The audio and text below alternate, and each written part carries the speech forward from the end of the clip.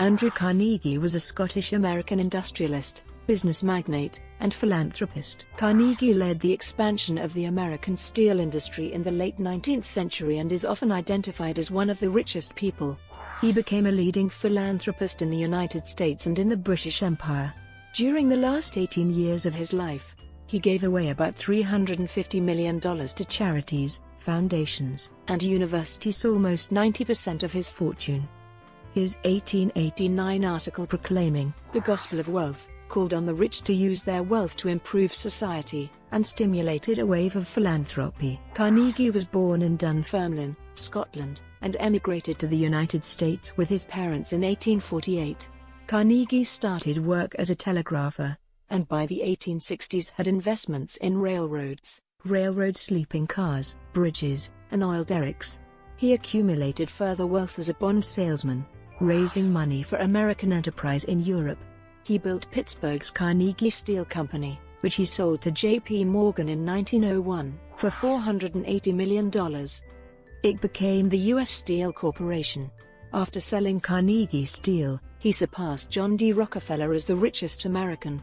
For the next couple of years, Carnegie devoted the remainder of his life to large-scale philanthropy, with special emphasis on local libraries, world peace, education, and scientific research. With the fortune he made from business, he built Carnegie Hall and the Peace Palace, and founded the Carnegie Corporation of New York, Carnegie Endowment for International Peace, Carnegie Institution for Science, Carnegie Trust for the Universities of Scotland, Carnegie Hero Fund, Carnegie Mellon University, and the Carnegie Museums of Pittsburgh, among others. Biography. Andrew Carnegie was born to Margaret Morrison Carnegie and William Carnegie in Dunfermline, Scotland in 1835, in a typical weaver's cottage with only one main room, consisting of half the ground floor which was shared with the neighbouring weaver's family. The main room served as a living room, dining room and bedroom. He was named after his legal grandfather.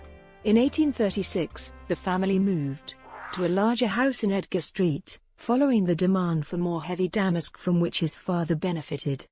He was educated at the Free School in Dunfermline, which had been a gift to the town by the philanthropist Adam Rowland of Gask. His uncle, George Lauder Sr., a Scottish political leader, deeply influenced him as a boy by introducing him to the writings of Robert Burns, and historical Scottish heroes such as Robert the Bruce, William Wallace, and Rob Roy. Lauder's son, also named George Lauder, grew up with Carnegie, and would become his business partner. When Carnegie was 13, his father had fallen on very hard times as a handloom weaver. Making matters worse, the country was in starvation. His mother helped support the family by assisting her brother, and by selling potted meats at her sweetie shop, leaving her as the primary breadwinner. Struggling to make ends meet, the Carnegies then decided to move to Allegheny, Pennsylvania, in the United States in 1848 for the prospect of a better life. Carnegie's migration to America would be his secondary journey outside Dunfermline, the first being an outing to Edinburgh to see Queen Victoria. In September 1848, Carnegie arrived with his family at their new prosperous home. Allegheny was rapidly populating in the 1840s, growing from around 10,000 to 21,262 residents. The city was very industrial and produced many products including wool and cotton cloth. The "Made in Allegheny" label used on these and other diversified products was becoming more and more popular. For his father, the promising circumstances still did not provide him any good fortune. Dealers were not interested in selling his product, and he himself struggled to sell it on his own. Eventually, the father and son both received job offers at the same Scottish-owned cotton mill, Anchor Cotton Mills. Carnegie's first job in 1848 was as a bobbin boy, changing spools of thread in a cotton mill 12 hours a day, 6 days a week in a Pittsburgh cotton factory. His starting wage was $1.20 per week. His father quit his position at the cotton mill soon after, returning to his loom and removing him as breadwinner once again. Fortunately, Carnegie attracted the attention of John Hay, a Scottish manufacturer of bobbins, who offered him a job for $2 per week. In his autobiography, Carnegie speaks of his past hardships he had to endure with this new job. Soon after this, Mr. John Hay, a fellow Scotch manufacturer of bobbins in Allegheny City, needed a boy, and asked whether I would not go into his service. I went, and received $2 per week. But at first the work was even more irksome than the factory. I had to run a small steam engine and to fire the boiler in the cellar of the bobbin factory. It was too much for me. I found myself night after night, sitting up in bed trying the steam gauges, fearing at one time that the steam was too low, and that the workers above would complain that they had not power enough, and at another time that the steam was too high, and that the boiler might burst. Railroads. In 1849, Carnegie became a telegraph messenger boy in the Pittsburgh office of the Ohio Telegraph Company, at $2.50 per week, following the recommendation of his uncle. He was a very hard worker and would memorize all of the locations of Pittsburgh's businesses and the faces of important men. He made many connections this way.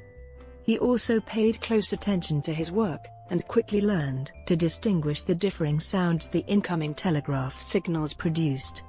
He developed the ability to translate signals by ear, without using the paper slip, and within a year was promoted to operator. Carnegie's education and passion for reading was given a great boost by Colonel James Anderson, who opened his personal library of 400 volumes to working boys each Saturday night. Carnegie was a consistent borrower and a self-made man, in both his economic development and his intellectual and cultural development. He was so grateful to Colonel Anderson for the use of his library that he resolved, if ever wealth came to me, to see to it that other poor boys might receive opportunities similar to those for which we were indebted to the nobleman. His capacity, his willingness for hard work, his perseverance, and his alertness soon brought forth opportunities. Starting in 1853, Thomas A. Scott of the Pennsylvania Railroad Company employed Carnegie as a secretary/telegraph operator at a salary of $4 per week. Carnegie accepted this job with the railroad as he saw more prospects for career growth and experience with the railroad than with the telegraph company. At age 24, Scott asked Carnegie if he could handle being superintendent of the Western Division of the Pennsylvania Railroad. On December 1, 1859, Carnegie officially became superintendent of the Western Division. Carnegie then hired his 16-year-old brother, Tom, to be his personal secretary and telegraph operator. Not only did Carnegie hire his brother, but he also hired his cousin, Maria Hogan, who became the first female telegraph operator in the country. As superintendent, Carnegie made a salary of $1,500 a year. His employment by the Pennsylvania Railroad Company would be vital to his later success. The railroads were the first big businesses in America, and the Pennsylvania was one of the largest of them all. Carnegie learned much about management and cost control during these years, and, from Scott in particular. Scott also helped him with his first investments.